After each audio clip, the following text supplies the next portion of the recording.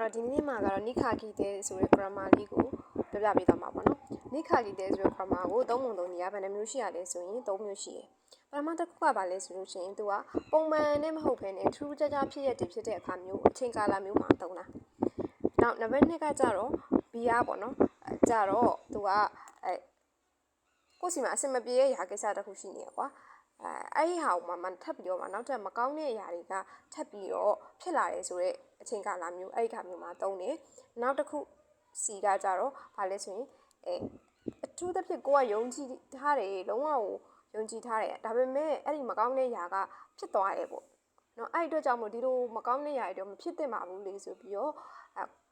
ကိုဘာသာကိုဝေဖန်လိုက်တဲ့အခါမျိုးပါပေါ့နော်အဲ့လိုဟာမျိုးတွေမှာသုံးတယ်ပေါ့နော်ဒါဆိုလို့ရှိရင်ရင်းဆုံး A ကိုကြည့်ကြည့်မယ်အဲ့တော့ဒီနိခါဂီတဲ grammar ရဲ့ pattern တွေ3မျိုး3ပုံ3နည်း3မျိုးစလုံးမှာရှင်းတယ် noun plus နိခါဂီတဲပဲပေါ့နော်ဒါဆိုလို့ရှိရင်သူ့ရဲ့ဒီလို3တဲ့နေရာလေးရရှိရပါတော့အဲ့ဒီဟာလေးကိုရင်းဆုံးကြည့်ကြည့်မယ်အဲ့တော့ pattern ကတော့ noun plus နိခါဂီတဲဒါဆိုလို့ရှိရင် A ရဲ့ pattern ကအတူနီဝါတဲ့ isomo to wa chigawu doku be sutta to yu imi no ponga kuro နောက်မှာကပုံမှန်နဲ့မဟုတ်ဘူးထူးခြားနေတဲ့ဆိုတော့အဓိပ္ပာယ်ရှိတဲ့စာကြောင်းတွေလိုက်မယ်ဒါက A ကိုသုံးတဲ့3ပုံ3နည်းအဲ့တော့သူ့ရဲ့နောက်မှာပုံမှန်နဲ့မဟုတ်ဘူးဆိုတော့ပုံမှန်မဟုတ်ဘူးဆိုတဲ့စာကြောင်းတွေလိုက်မယ်ပေါ့နော်ဒါဆိုရင်နမူနာစာကြောင်းတွေကိုကြည့်ကြည့်မယ်ဆိုလို့ရှိရင်နားလည်တော့မှာပေါ့နော်အဲ့တော့ A နာနီနာနီဝါဟူဒန်တို့ချစ်ကတဲ့ဤလို့ဟုတ်ပြီအဲ့တော့အဲ့ဒီရာကပုံမှန်နဲ့မတူကွဲပြားနေ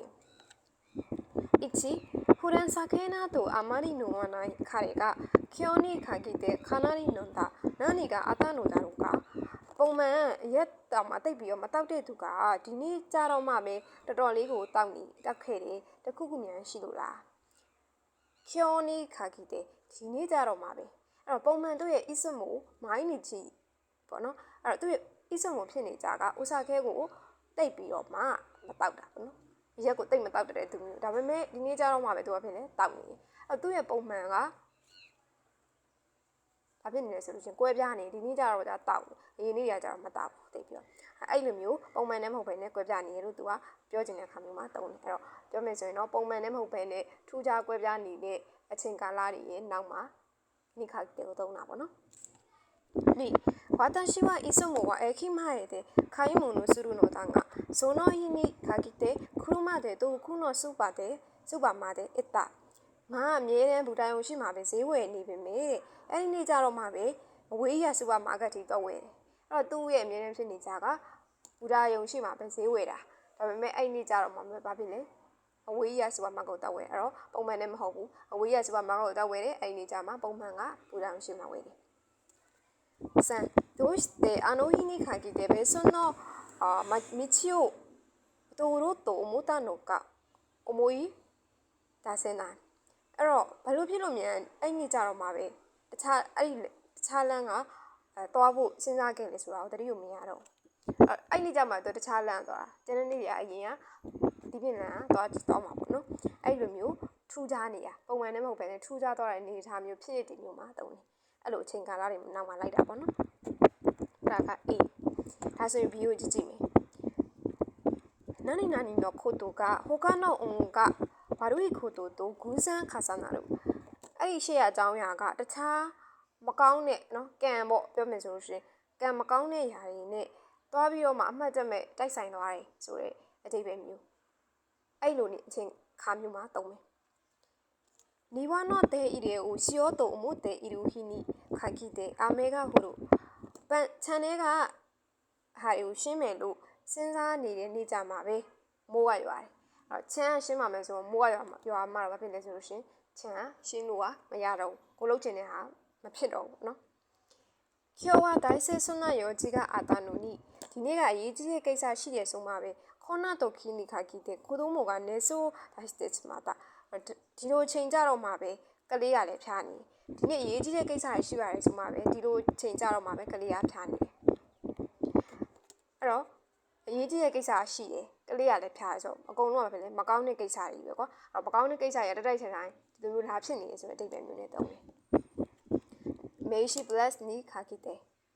နော်အဲ့ဒါကြောင့်မလို့ဒီ B ပုံစံလေးကဘယ်လိုနေရာမျိုးမှာတုံးနေဆိုရင် အတူညီဝါရောခုနိုင်ကြောကျောင်းနီနာတို့တို့ယူအမီနော်ပုံကခုအဲ့တော့သူ့ရဲ့နောက်မှာဘယ်လိုဟာမျိုးလိုက်မှလဲဆိုမကောင်းတဲ့ချင်းကြီးဖြစ်တယ်ဆိုတဲ့စာကြောင်းတွေပဲလိုက်မှာအဲ့တော့အနောက်မှာကောင်းပါတယ်ဆိုတဲ့စာကြောင်းတွေကတော့မလိုက်တော့ဦးသိကြတယ်ဘာလို့လဲဆိုတော့ကံမကောင်းဘူးအစင်မပြေဘူးဆိုတဲ့စာကြောင်းတွေပဲလိုက်တော့မှာဇန်တိုင်းတို့တဲ့ဝါရှန်နော်ဟူမန်အာရာဝါစုပြောမယ်ဆိုလို့ရှိရင်ဒီစာကြောင်းတစ်ကြားလုံးမှာဆိုလို့ရှိရင်စကားပြောတဲ့သူရဲ့စိတ်မကျင်တတ်မှုပေါ့စိတ်အစင်မပြေမှုတွေကိုဖော်ပြတဲ့ရာမျိုးဖြစ်မယ်ပေါ့နော်နောက်ဆုံးတစ်ခုက C တခုပဲစနေရှင်းကြည့်တဲ့ဤလူနာနီနာနေတာခါရာဝါတို့ခိုတိုကအနိုင်ဟာစတာအဲ့တော့အထူးသဖြင့်ယုံကြည်ထားတဲ့ဒါပါတော့အဲ့ဒီရာဖြစ်တဲ့အတွက်ကြောင့်မလို့မကောင်းတဲ့ຢာတွေမဖြစ်သင့်ဘူးဒီလိုຢာမျိုးဖြစ်မလာသင့်ဘူးဆိုပြီးတော့ပြောတဲ့အခါမျိုးမှာတုံးတယ်ဒါကကြတော့သူကအချိန်ကာလမဟုတ်ဘဲနဲ့ရှေ့မှာသူကကြတော့နာအောင်ပေါ့အရှိကနှစ်ခုကကြတော့များသောအားဖြင့်အချိန်ကာလတွေနေရာတွေပေါ့အဲ့လိုဟာမျိုးတွေမှာတုံးပေမဲ့ဒီညမှာကကြတော့အကုန်လိုက်တာပေါ့နော်နာအောင်နေလိုက်တယ်うちの子に限って友達をいじめることはないと思いますが、とても優しい子なんですよ。အင်္ဂါကလေးကတော့တငယ်ချင်းကိုအနိုင်ကျင့်မယ်လို့မထင်ထားပေမဲ့အရန်ကိုကျင်နာတဲ့ကလေးဖြစ်တာလေအဲ့တော့ကိုကတော့ဒီကလေးကအရန်ကိုကျင်နာတယ်တခြားသူကိုတော့အနိုင်ကျင့်မှာမဟုတ်ဘူးတော့ကိုကထင်ထားတာပဲဒါပေမဲ့ကလေးကမဖြစ်လေအနိုင်ကျင့်တယ်ဒီလိုမျိုးပေါ့နော်ကိုမထင်ထားတဲ့ຢာတွေကဖြစ်လာတယ်ဒါကြောင့်မလို့ကိုကတော့ဒီလိုမျိုးယုံကြည်ထားတာကွာဒါပေမဲ့အဲ့ကလေးကတကယ်ကိုကပဲယုံကြည်ရကွာတကယ်အဲ့ကလေးကရာဆရှိဖြစ်ချင်တာဖြစ်မှာကွာသိရမလားဒါကြောင့်မလို့သူပြောထားတာကကိုကယုံကြည်ထားတဲ့ຢာကဒီလိုမျိုးဆိုတော့မဖြစ်တင်ဘူးဆိုတဲ့အဓိပ္ပာယ်မျိုးနဲ့တုံးတာသူ့ဘာသူဒီကလေးကငကိုရဲ့ကျင်နာနေရတော့ဟုတ်ချင်မှာဟုတ်မယ်လေဒါပေမဲ့ကိုကဒီလိုမျိုးယုံကြည်ထားတယ်ဒီလိုဆိုးရတဲ့ຢာမဖြစ်တင်ဘူးဆိုပြီးတော့ကိုကဆုံးဖြတ်တဲ့အခါမျိုးမှာတုံးတာပေါ့နော်အာနိုရဲစုတူရနီခါကီတဲ့古い食材など使うは使うはずはないと思っていたのにအဲ့ဒီစားတောက်ဆိုင်ကတော့ဟောင်းနေတဲ့စားတောက်ကုန်တွေကိုတုံးမယ်လို့မတုံးတော့ဘူးလို့ထင်ထားခဲ့တာကိုငါကတော့အဲ့စားတောက်ဆိုင်ကထားပါတော့ကောင်းမယ်လို့ထင်ထားတယ်သူကအဲ့လိုပစ္စည်းတုံးနေတာထားပါတော့ကိုကတော့ဒီဆိုင်အရန်ကောင်းမယ်ကွာလောကတန်ရှင်းရှင်းနဲ့လောကလက်ဆက်တဲ့ຢာတွေပဲတုံးမယ်လို့ကိုကထင်ထားတာဒါပေမဲ့တကယ်တမ်းကျတော့ဘာဖြစ်လဲဒီစားတော့ဆိုင်အကိုထင်ထားတော့မဟုတ်ဘူးဒါပေမဲ့တိတ်ကုန်နေတဲ့ဟာမျိုးတွေတုံးတာပဲဖြစ်ဖြစ်အတိတ်ပြီးလက်ဆက်တဲ့ဟာမျိုးတွေတုံးတာပဲဖြစ်ပေါ့နော်အဲ့လိုမျိုးဖြစ်သွားတယ်အနေထားမျိုးမှာသူကဒီလိုမျိုးတော့မဖြစ်သင့်ပါဘူးဆိုပြီးတော့ဒီလိုမကောင်းတဲ့ຢာတွေမလုပ်သင့်ပါဘူးငါဒီလိုမျိုးယုံကြည်ထားတာဆိုတဲ့ဒီလိုမျိုးနဲ့တုံးလို့ရတယ်ပေါ့နော်အဲ့တော့အတိုနီဝါဝါတို့ဂျော်ကီယိုနီဝါနာရနိုင်ဟာဇူတာという意味の否定文を使ってワシャの判断を言うအဲ့တော့နောက်မှာကမကောင်းတဲ့အခြေအနေတွေဖြစ်မလာတဲ့မှုဆိုပြီးတော့ကိုကညင်းဆိုခြင်းနဲ့အတိတ်ပဲရှိရဲ့စာကြောင်းတွေလိုက်ပြီးတော့စကားပြောတဲ့သူရဲ့ဘယ်လိုရာမျိုးတွေလဲဆိုလို့ရှိရင်ဝေဖန်ချက်ပေါ့ဒီကလိုက်တာပေါ့နော်အဲ့တော့ဘီမာကကြတော့စကားပြောတဲ့သူရဲ့စိတ်မကျင်တဲ့မှုဘာဖြစ်လို့လဲသူကဘာလို့စိတ်မကျင်လဲဆိုရင်သူအစင်မပြေတဲ့ຢာတွေမကောင်းတဲ့ຢာတွေပဲစုံနေတဲ့အတွက်ကြောင့်မလို့အဲ့လိုခါမျိုးတွေမှာတုံတယ်ပေါ့နော်ဒါဆိုလို့ရှိရင်နိခါကီတဲ့ရဲ့ဒီသုံးပုံသုံးနီး3မျိုးပေါ့နော်ကိုနားလည်မယ်လို့ထင်ပါတယ်